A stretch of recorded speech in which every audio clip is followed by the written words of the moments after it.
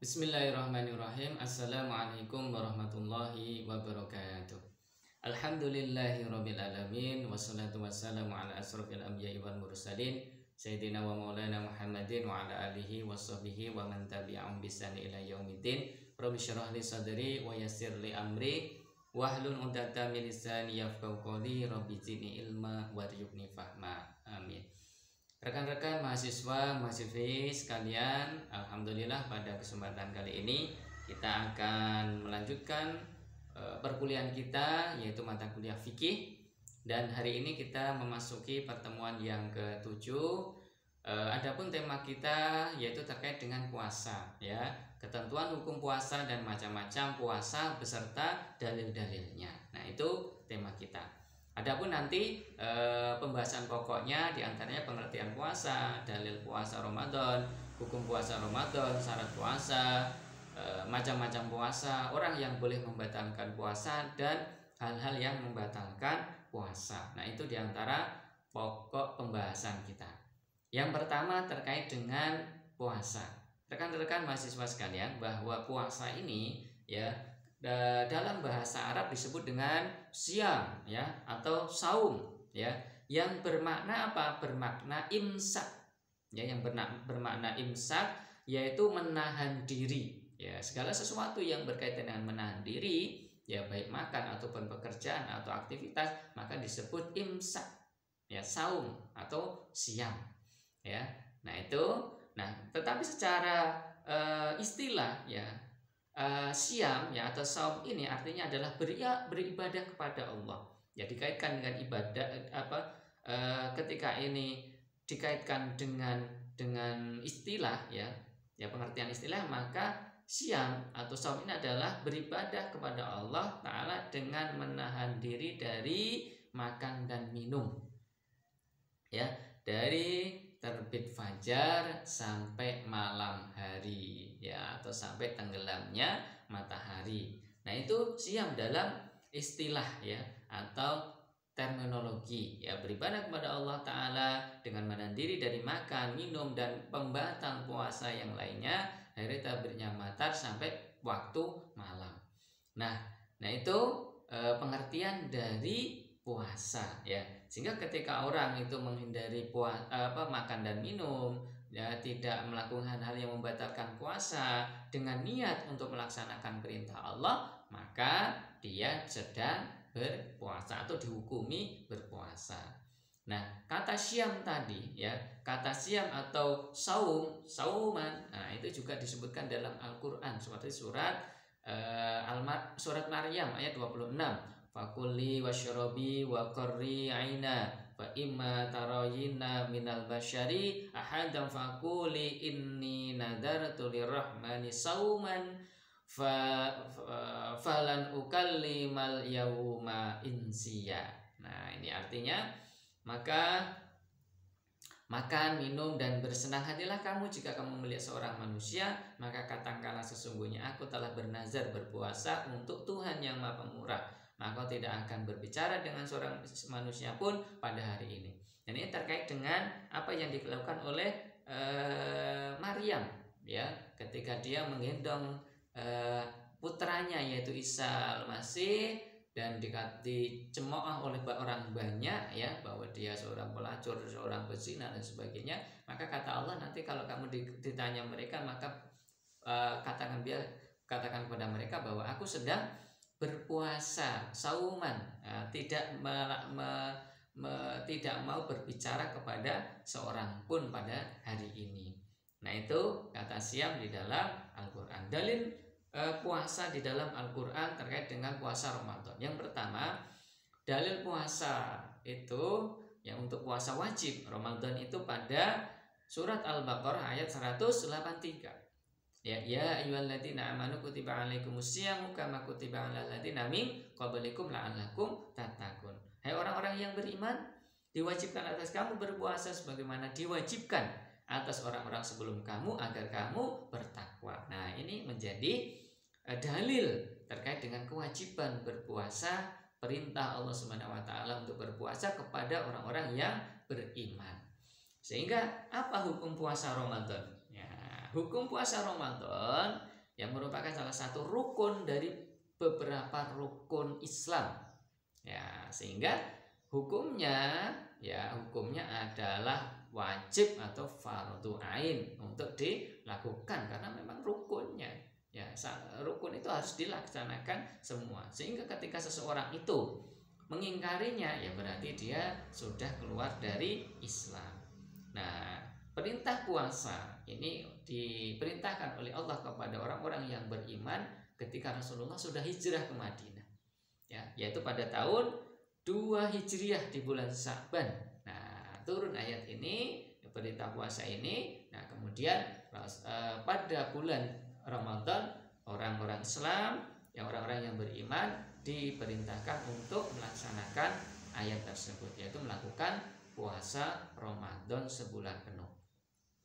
Nah, kemudian rekan-rekan mahasiswi sekalian, apa syarat puasa? Ya, sahnya puasa itu. Ya, yang pertama, syarat sahnya puasa itu adalah berakal dan balik, tidak gila. Ya, tidak stres, ya tidak stres depresi seperti itu ya. Ya, dia ya kalau stres mungkin masih normal akalnya, tapi kalau sudah depresi mungkin sudah agak gila. Nah, itu ya, tapi yang pasti bahwa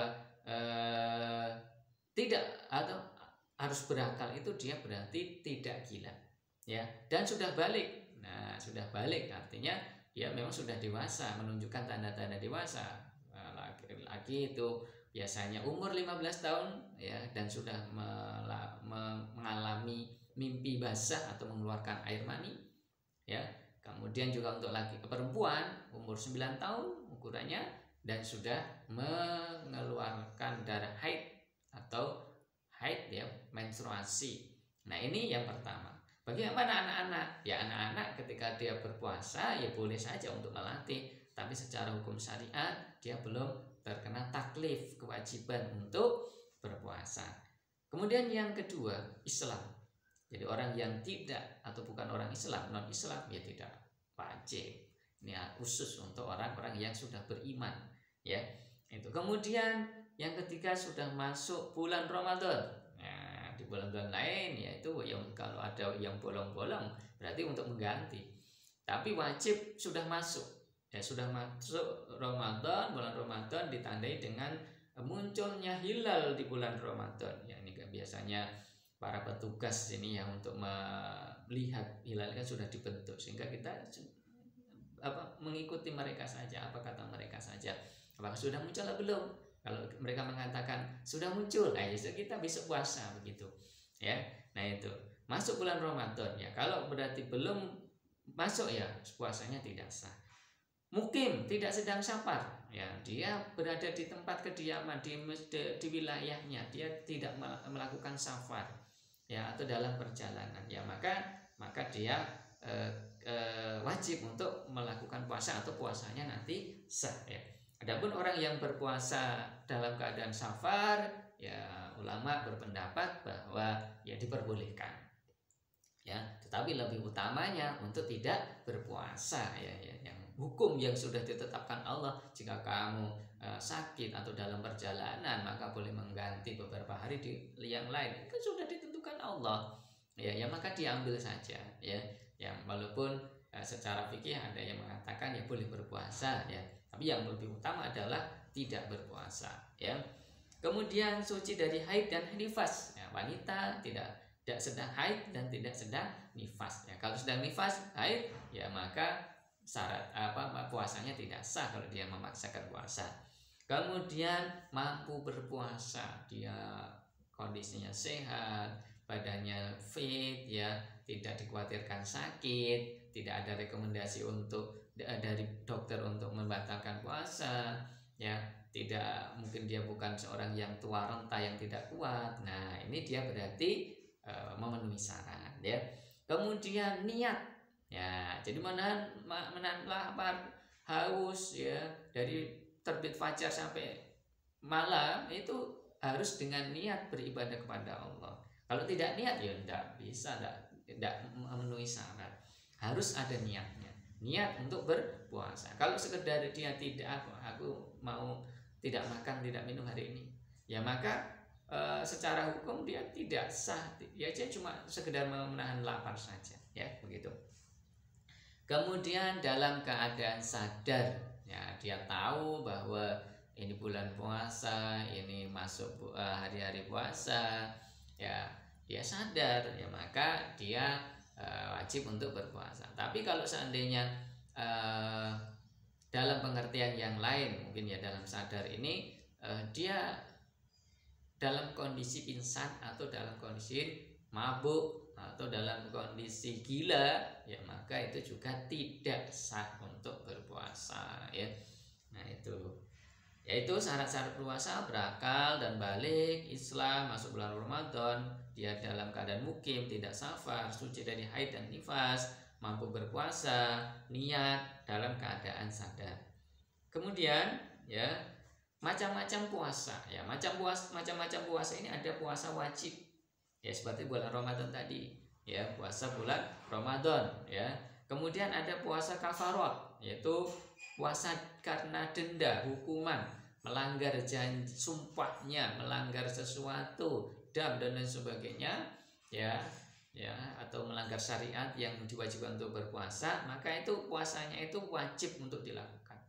Kemudian yang ketiga adalah puasa nazar. Nah, puasa nazar ini kalau dia mungkin mengatakan, demi Allah, bismillah, nanti kalau saya lulus ujian, saya sukses ini, saya akan berpuasa 3 hari. Nah, maka nazarnya berpuasa 3 hari itu jadi wajib ketika nanti cita-citanya itu tercapai.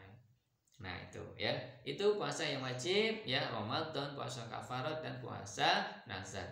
Kemudian ada puasa sunnah. Nah puasa sunnah ini banyak, ada puasa Senin Kemis, ya dilakukan pada hari Kemis dan hari Senin, ya ada puasa Yaumul Bid, ya tanggal 13, 14, 15 setiap bulannya, bulan Komariah ya Hijriah, ya. Nah itu Yaumul Bid disunahkan. Di bulan Sya'ban, bulan Rajab ini juga dianjurkan, disunahkan untuk berpuasa.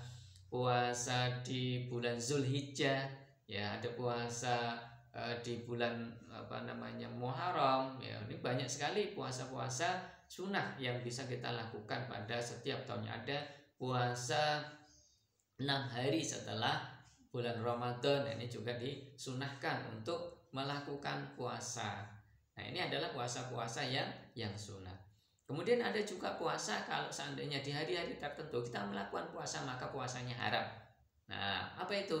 Hari Idul Adha, Idul Fitri, bulan Lebaran gitu ya, hari raya ini tidak boleh berpuasa. Ya maka kalau berpuasa memaksakan, dia nggak sah. Ya ada juga puasa di hari yang diharamkan, yaitu puasa di hari tasyrik. Nah 11, 12, 13 di bulan Zulhijjah, ketika orang-orang sedang berada di Mina, ya di Mina. Nah ini kita diharamkan untuk berpuasa di situ, ya hari-hari tasyrik untuk makan-makan, ya bukan untuk berpuasa. Kemudian juga puasa itu haram ketika orang itu sakit, dan ketika sakitnya ini akan mengakibatkan dia memperparah sakitnya, ya menzolimi dirinya, maka juga puasanya tidak sah. Ya harus berbuka boleh, karena memang kalau memaksakan diri ya tidak sah nanti. Ya itu mungkin juga ada tua renta yang sudah tidak kuat berpuasa, kemudian dia memaksakan diri berpuasa, ya maka puasa juga tidak sah. Ya sudah, tidak usah berpuasa, ganti dengan fidyah, ya dengan fidyah. Tapi kalau sakit tadi diganti dengan apa?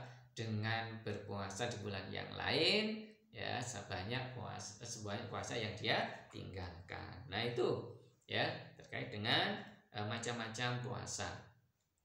Ya rekan-rekan mahasiswa kalian, orang yang boleh membatalkan puasa, siapa yang boleh membatalkan puasa? Yang pertama, wanita yang sedang haid dan nifas.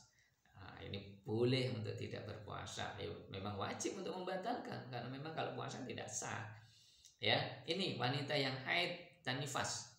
Kemudian orang yang sedang sakit, ya kalau sakit ini ketika dia nanti melakukan puasa menambah parah sakitnya tidak sembuh, ya.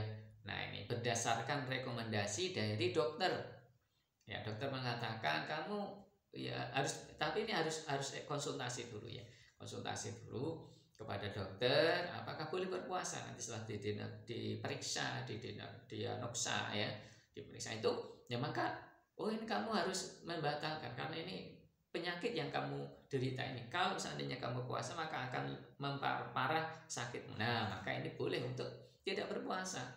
Nah, karena berdasarkan itu. Ya, kalau memaksakan diri nanti dia malah tidak sah puasanya. Nah, kemudian atau berdasarkan kebiasaan. Ya, kalau saya sakit seperti ini, ya, ini biasanya kalau saya nanti langsung ngedrop, langsung lebih parah. Nah, maka itu juga bisa menjadi standar sakit. Tapi kalau sakit hanya tergores parang dan ini apa peso atau apa lecetnya. Nah, ini kalau seandainya ini apa namanya dia dia tidak berpuasa, justru dia berdosa karena memang kalau dia seandainya berpuasa saja tidak apa-apa kok. Nah, malah tidak berpuasa, maka berdosa seperti itu. Yaitu sakit. Kemudian yang ketiga, wanita hamil yang hampir melahirkan. Ya, dia khawatir kalau janinnya ya. Orang yang sedang hamil kalau khawatir janinnya terganggu ya. Bahkan juga mungkin ada kondisi wanita ketika hamil itu lemas, badannya tidak kuat untuk berpuasa, maka dia boleh juga tidak berpuasa dan mengganti di bulan yang lain. Ya. Kemudian wanita yang sedang menyusui, mengkhawatirkan nanti anaknya ya, janinnya ini kalau dia apa namanya berpuasa, maka berpuasanya ini akan air asinya ini ya, ini tidak ada dan akan mengakibatkan anaknya ini kehausan, sakit ya, maka boleh tidak berpuasa ya, karena anaknya ini kan sedang menyusui. Nah, itu ya. Nah, ini wanita hamil yang hampir melahirkan ya, atau wanita hamil ya, wanita yang atau dan wanita yang sedang menyusui. Kemudian perjalanan yang sesuai dengan syarat-syarat yang ditentukan syariat, masyafah syariah ya. Jadi orang yang dalam safar ya, perjalanan, mungkin dia sedang mudik, mungkin dia sedang turahim ya, asalkan itu bukan melanggar syariat, maka diperbolehkan untuk tidak berpuasa atau membatalkan puasanya karena safar ya. Dan syaratnya itu juga bukan pekerjaan ya. Kalau pekerjaan dia sebagai sopir, maka wajib dia untuk berpuasa. Mungkin dia adalah pekerjaannya di luar kota begitu setiap hari, mungkin ada yang di provinsi lainnya, di kota lain, kabupaten lainnya. Nah, itu dia wajib berpuasa karena memang itu pekerjaan dia ya, yang jauh ya dia tempuh begitu. Ya. Kemudian harus juga memperhatikan jarak yang dia tempuh. Ya, safarnya itu harus diperhatikan jarak tempuhnya itu apakah sesuai dengan masafah syariah ya, atau ketentuan syariatnya ya. Kalau sudah ketentuan syariatnya menurut dalam mazhab Syafi'i itu ada 83 km. Nah, ini maka boleh untuk berbuka puasa. Kalau belum ya berarti dia belum masuk masafah syariah. Nah, juga berapa lama? Nah, itu ya, apakah sudah termasuk mukim atau belum? Kalau Imam Syafi'i itu 3 hari ya, kalau Imam Ja'far itu 10 hari ya, 9 hari ya. Nah, ini 9 hari. Nah, kemudian imam-imam yang lain ada yang perbedaan terkait dengan itu. Tapi paling tidak yang diketentuk di Indonesia yang paling banyak pakai adalah yang 3 hari nih. Kalau sudah 4 hari dia tinggal di tempat perjalanan 4 hari ya, maka dia sudah mukim. Nah, kalau menurut Imam Ja'far dan fikih Ja'fari itu 10 hari berarti sudah mukim. Ya, sudah mukim. Hitung sudah mukim. Orang yang mempunyai penyakit sangat kehausan, ini boleh juga membatalkan puasa. Nanti kalau dia puasa, kemudian dia akan kehausan dan akhirnya dehidrasi, akhirnya dimasuk rumah sakit. Nah, ini maka ini boleh untuk tidak berpuasa. Ya, tidak berpuasa ya, karena memang mengalami sakit ya. Orang tua rentan ya, baik laki-laki maupun perempuan yang tidak lagi kuat untuk berpuasa, ini boleh untuk membatalkan puasanya ya. Nah, itu diantara hal-hal yang orang yang boleh membatalkan puasa atau tidak berpuasa. Hal-hal yang membatalkan puasa apa saja? Nah, yang pertama makan dan minum sengaja. Nah, ini sudah jelas itu. Makan minum ketika siang hari dalam puasa, belum waktunya buka, nah dia sudah berbuka ya, maka batal. Bersetubuh dengan sengaja di siang hari, ya, sengaja kok. Ya, nah, maka membatalkan puasa. Oh, bagaimana kalau dia tidak sengaja dan mengatakan tidak membatalkan, tapi langsung ketika ingat, langsung dihentikan dan kemudian mandi. Nah, itu ya. Nah, ini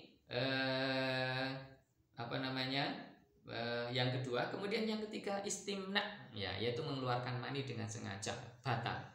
Ya, batal. Ya, disengaja mengeluarkan mani dan itu perbuatan haram, ya, berdosa. Ya, maka batalkan puasa. Kemudian kalau mengeluarnya tidak sengaja, pas tidur, kemudian bermimpi, kemudian keluar air mani, bagaimana? Tidak membatalkan. Ya, ketika tahu maka langsung mandi, ya, mandi saja itu ya, dan meneruskan puasanya. Kemudian yang keempat, muntah dengan sengaja. Nah, muntah ini disengaja dilodok atau dengan alat apa begitu ya, atau dengan mencium bau yang menyengat kemudian dia muntah, ya, maka puasanya batal. Kalau tidak sengaja ya tidak apa-apa, ya, tidak membatalkan. Kemudian yang kelima adalah berbekam. Ini menurut Imam Hambali itu membatalkan, tapi imam yang lain tidak, ya, boleh berbekam, ya. Kemudian imalah. Nah, imalah ini sebagian ulama juga mengatakan membatalkan, sebagian yang lain tidak, ya, tidak membatalkan, ya. Dengan cairan itu ada yang mengatakan tidak membatalkan, ada yang mengatakan membatalkan, ya, di dalam perselisihan. Maka yang silahkan Anda yang umumnya itu tidak membatalkan, yang diyakini itu tidak membatalkan puasa, ya. Kemudian itu dengan cairan. Dengan benda padat bagaimana? Juga tidak membatalkan. Lebih yang dipersalahkan sebenarnya yang benda cair tadi, ya, apakah membatalkan atau tidak, ya. Kemudian kalau diinfus bagaimana? Menginfus itu memasukkan zat gizi, ya, berarti membatalkan, gitu ya. Kemudian ketika nanti ada debu mungkin di belakang mobil, kita masukkan debu di mulut kita ini yang tebal itu, ya, maka itu juga membatalkan. Mendenggelamkan seluruh kepala ke dalam air, ini menurut sebagian ulama ini juga membatalkan, tapi sebagian yang lain tidak, ya. Contohnya kalau yang membatalkan ini dari mazhab Ja'fari, ya. Yang lain ini tidak ada keterangan terkait dengan itu. Menunda-nunda mandi junub hingga terbit fajar. Jadi ketika malamnya dia junub, tapi malah menunda-nunda sampai terbit fajar, ya, dengan sengaja, ya, maka batal, tidak sah puasanya di hari itu, ya. Nah, ini kemudian berbohong atas nama Allah dan Rasul, wallahi, padahal tidak, demi Rasul, padahal dia tidak. Nah, maka itu juga membatalkan. Yaitu terkait dengan hal yang membatalkan. Nah, bagaimana terkait dengan niat? Niat dimulai sejak awal malam hingga tersisa waktu yang cukup untuk niat menjelang fajar. Harus niat, puasa itu harus niat. Hingga sebelum terbit fajar ini sah niatnya. Ya, hingga sebelum zawal jika tidak sengaja, atau puasanya jika sengaja tidak sah puasanya. Kalau tidak sengaja kemudian dia baru ingat di waktu mau zawal itu atau sebelum zuhur, ya. Nah, ini ya, paling tidak sebelum zuhur, maka dia puasanya sah. Niat puasa sunnah dimulai sejak awal malam hingga tersisa waktu yang cukup untuk niat menjelang maghrib. Kalau puasa puasa sunnah boleh di siang hari, tidak apa-apa, ya. Dan bagaimana untuk puasanya, berbuka puasa? Summa atimmu syama ilal lail. Kemudian sempurnakanlah puasa itu sampai datang malam, yaitu pada waktu maghrib, ya. Waktu maghrib datang tenggelam matahari, terutama ketika nanti diperhatikan mega merah ini sudah muncul di ufuk sana, di ufuk barat, ya sudah ini sudah mulai berbeda antara barat dan timur, ini sudah berbeda, ya. Kondisinya kondisi cuaca warnanya sudah berbeda, ya sudah gelap ya,